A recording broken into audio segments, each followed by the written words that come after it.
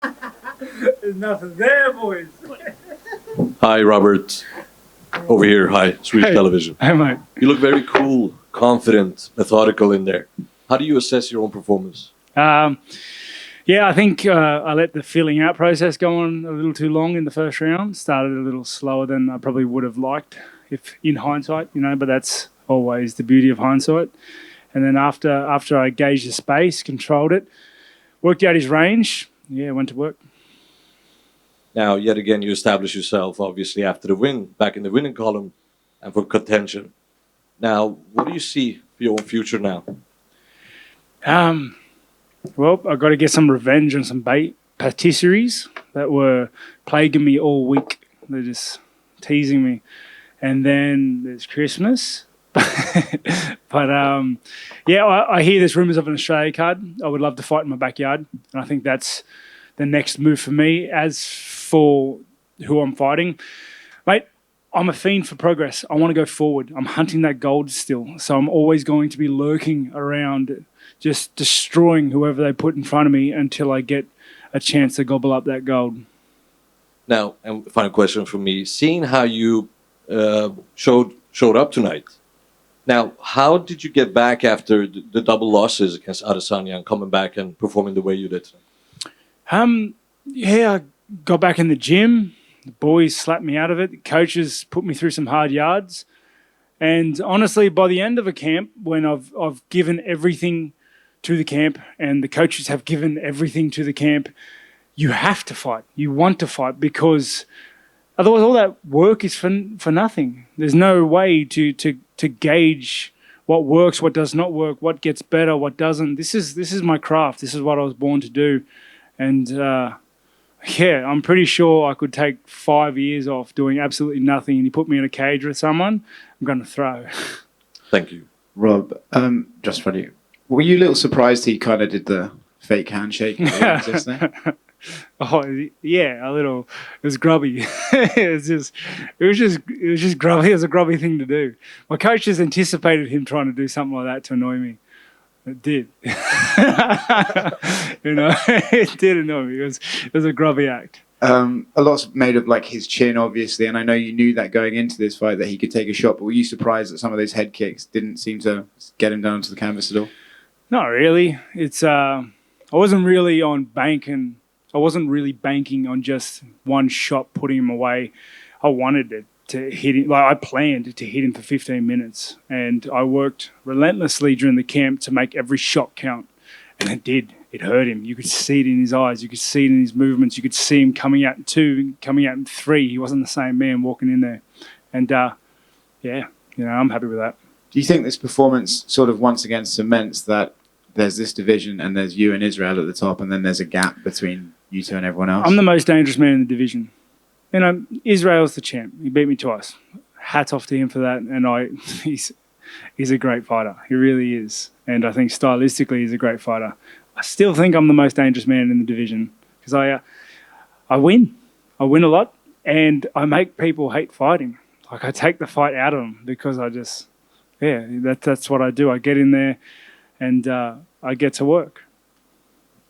Rob, just over here, in front of you. There was a lot of talk from Vettori in the run-up to this fight. Do you feel that maybe he underestimated you at all? Oh, I'm sure surely nobody's underestimated me at this point, But I think it's hard for me to tell. I've never fought myself, right? But it's. I think I fight differently to a lot of guys that they've fought before. I think I'm very hard to replicate in the gym just how I fight. I'd like to think my fight style is quite unique, and my attributes when I'm fighting are quite unique. So I don't think he underestimated me as much as was surprised at just, how I am, who I am, what I get in there. And you said, including the champ, you think you're the most dangerous man in the division.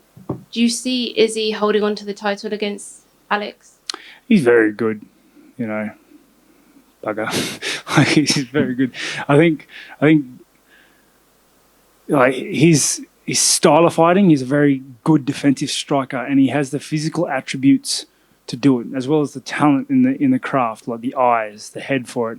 He's just good at what he does. He can avoid danger like nobody's business, and that makes him hard to dethrone, especially if you go to the points. He's just very hard to dethrone. I think Pereira it's gonna be interesting because they've fought before, and the small gloves adds an element of that was different in their kickboxing fights, as well as Pereira's huge. He's got the range and the reach, and he's very offensive with it, so we're going to see that. But in saying that, they're wearing small gloves. He hit him in the kickboxing fights. Small gloves change things. You see it every night. The small gloves changes fights. And you've spoken a lot about your improvements that you've made, your development.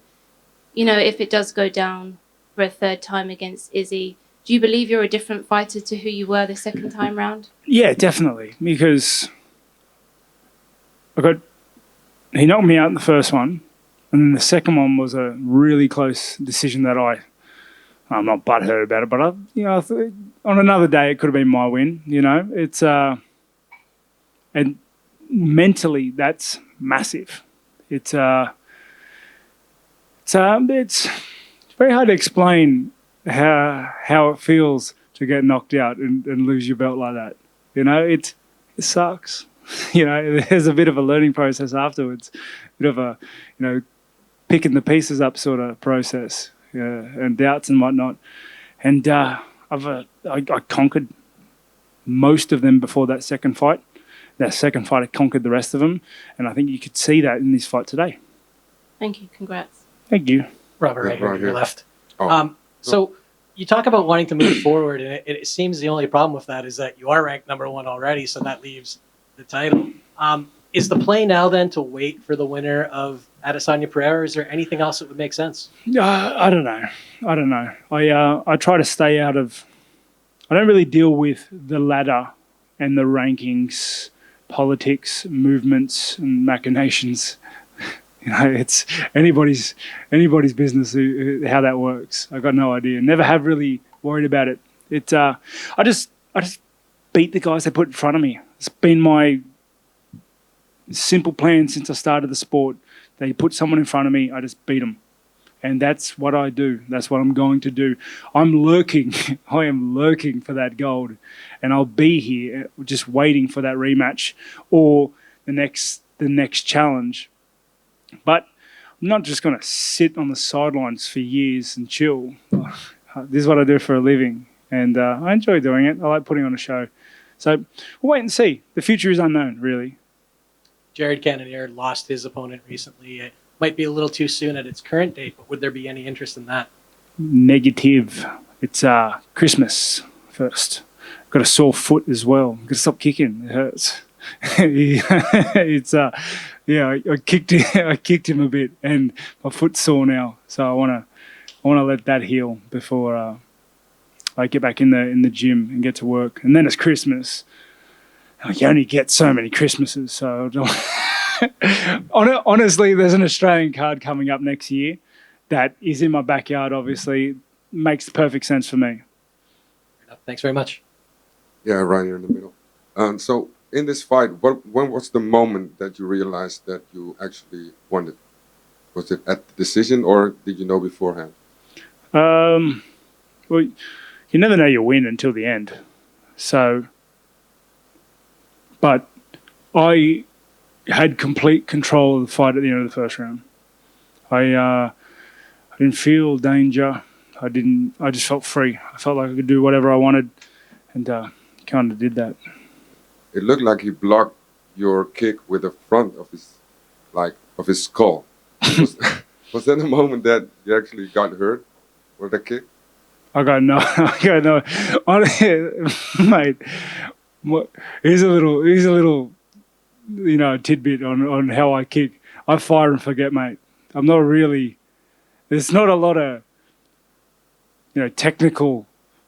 Like, I work and I practice the kick a lot. All my kicks, all my skills and my craft. I'm always trying to get better, and I'm working on them constantly. But I'm just aiming at his head, and I hope to break, hurt, or injure whatever's in the way of it. It's keep it simple, mate. I'm a simple man.